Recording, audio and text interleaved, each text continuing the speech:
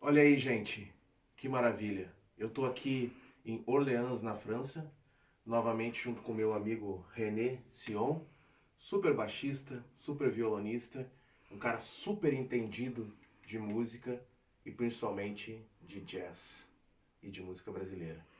Hoje a gente vai falar de Chet Baker. Chet Baker é um dos músicos mais expressivos da história, de todos os tempos.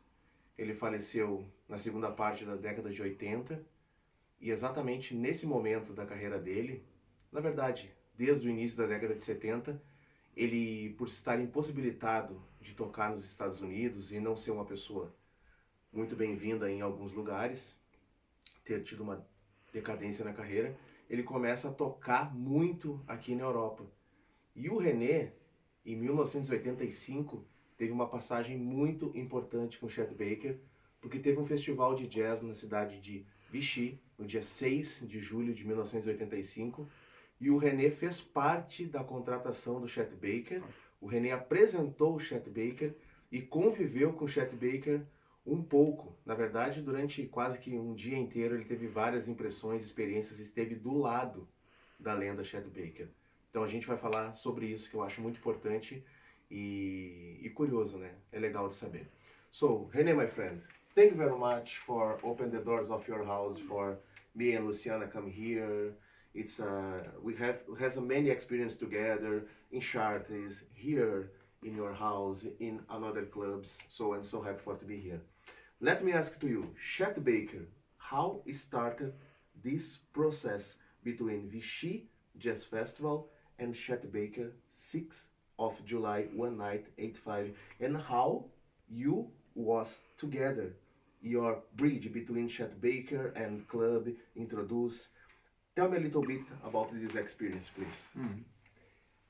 It's a story a little bit complicated because at the beginning, the first project was to program Kenny Clark, but sadly he's dead in January of 1985, so we have to change.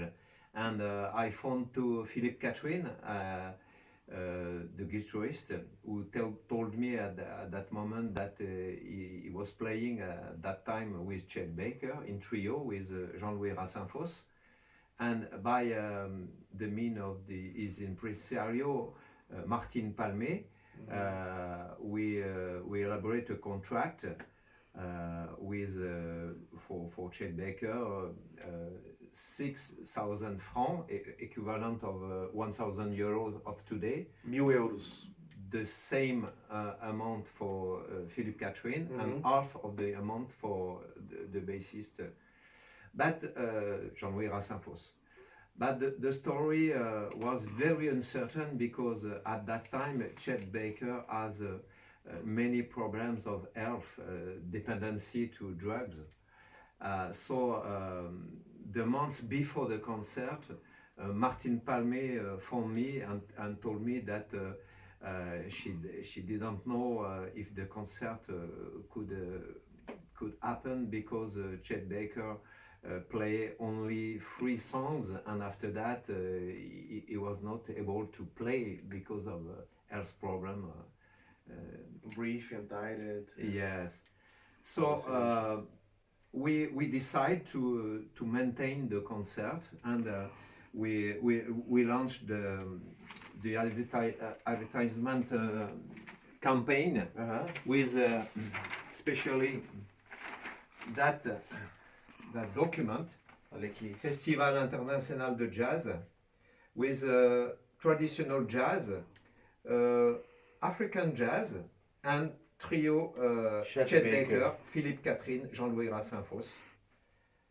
The 6th of July, the last, and the association was, the name was Saint-Jean Jazz, Yes. from Vichy, a group of young people like me. I was only 24 at 24 that time. years old. Yes.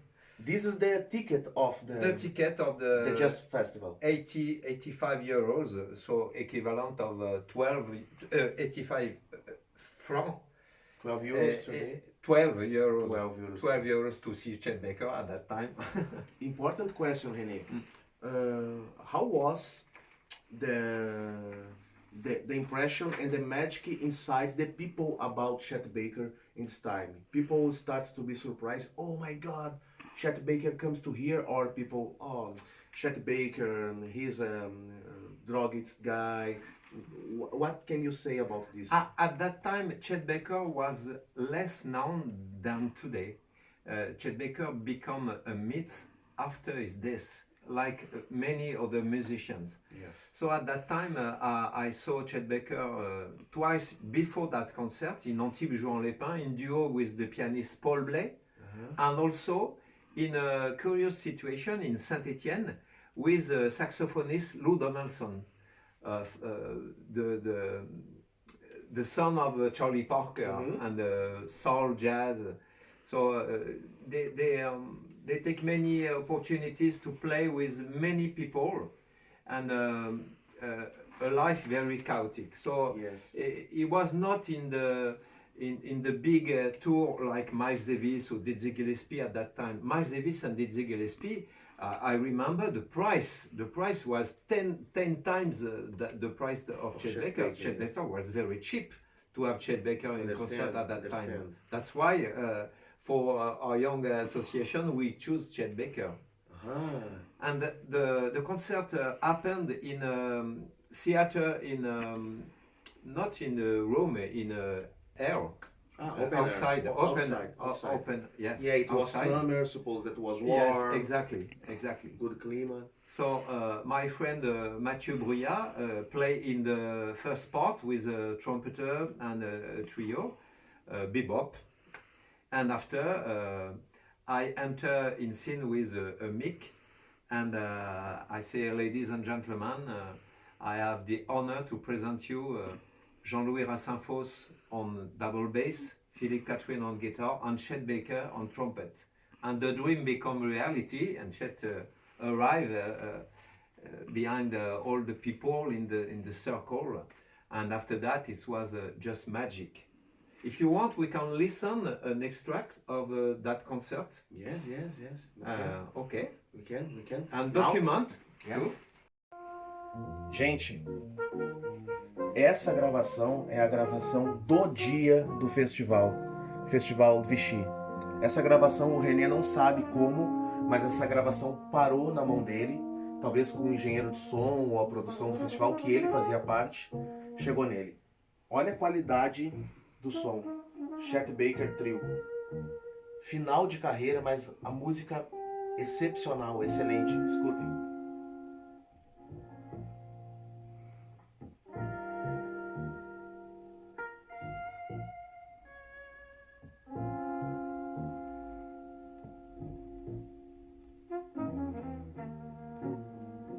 Clean.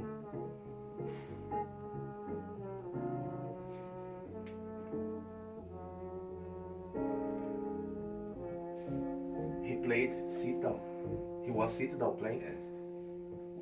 Is this picture from the... Yes, from the concert. Essa é a foto do dia do show, aqui o artigo do jornal. Another one picture. Nossa, é fantástico. That one. Here, there. Chet, Philippe Catherine, Jean-Louis Rassinfosse.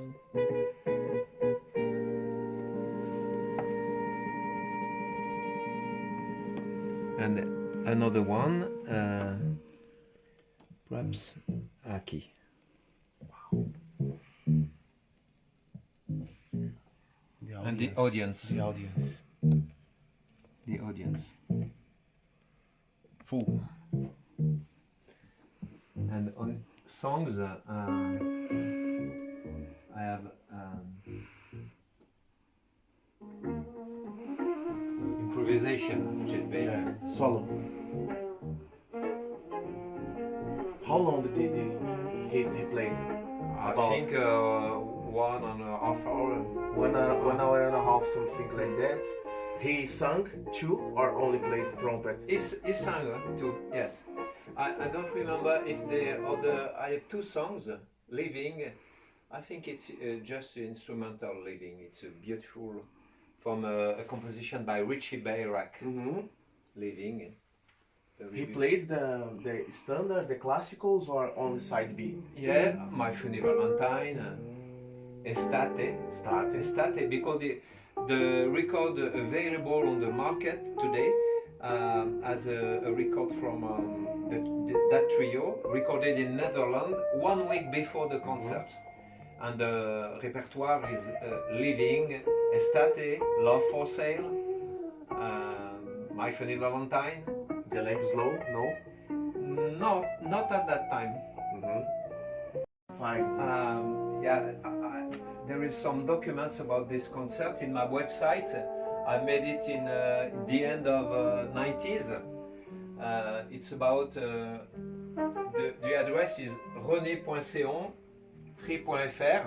Comment to Aqui, gente, ó. address? rené.seon.free.fr. Yeah. E aí lá That vocês site. vão achar aqui, ó, daí é só entrar aqui, ó, It's about Saint-Jean Jazz. It's the name of the association. no primeiro, tá? Vocês vão encontrar o artigo total sobre o que aconteceu essa noite. Gente, agora a gente vai voltar, vamos sentar lá de novo que eu tenho mais algumas perguntas pro René muito importantes pra gente finalizar. Vem. René, Nous allons prendre aussi les photos de quand il était jeune. what time Chet Baker arrived in Vichy? And by car, by moto, by bus, by train?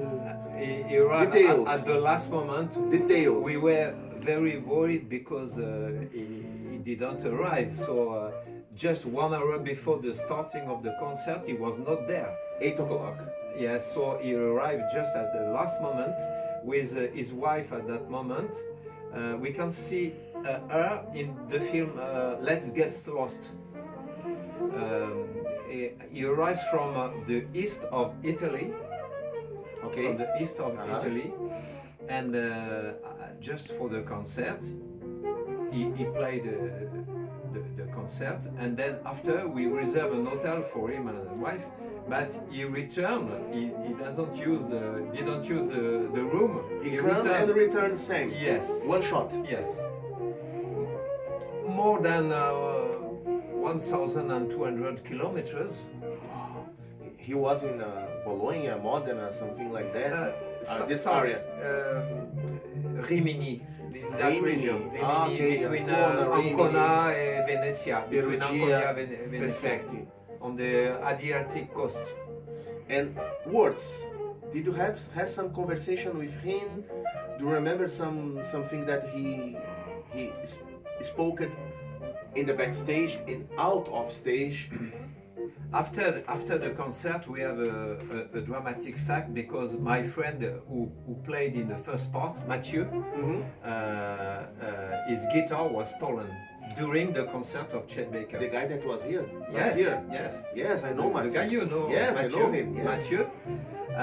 In the first part of the concert, he played and then he let his guitar in the backstage. Perfect. So after the concert, his guitar was not here. So we spoke principally of that event, dramatic for Mathieu, and Philippe Catherine tend to explain to Mathieu that himself he had 2 guitars stolen also during his career, but Mathieu was very sad to lose his guitar. And Chet was very not very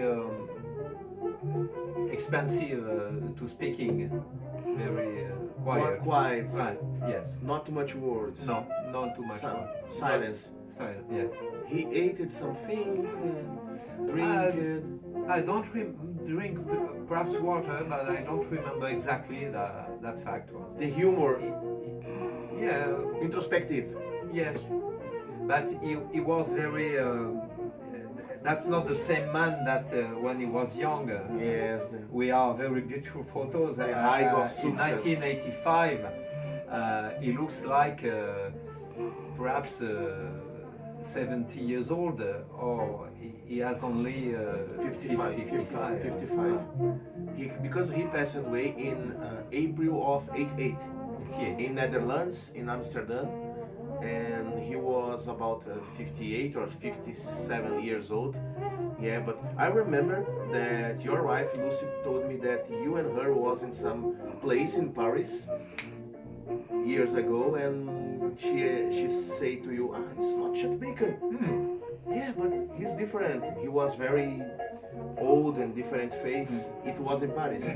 Yes, because at the end of July in the same year, with my wife, we went to Paris in a club to see another musician, John Faddis, trumpeter, American trumpeter, and in the audience, we just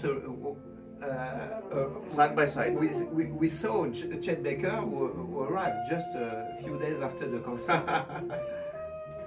So it was the last time I met him, and just 3 years after he passed away. And he was sympathetic with the audience during the concert, or just play, not too much conversation. Not too much conversation.